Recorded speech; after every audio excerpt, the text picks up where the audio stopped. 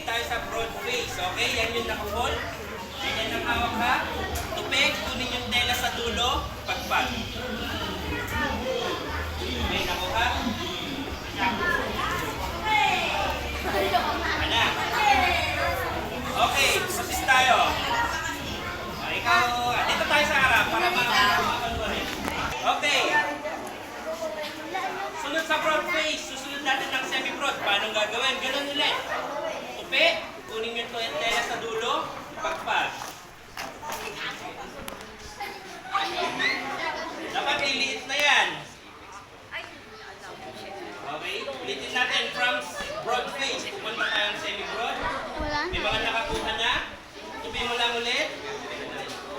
Pasok yung kamay, kunin yung tela sa dulo. Pagpag. Dapat ganito na siya. Kaliin. Okay? Pakuha. Tupi mo. Pasok.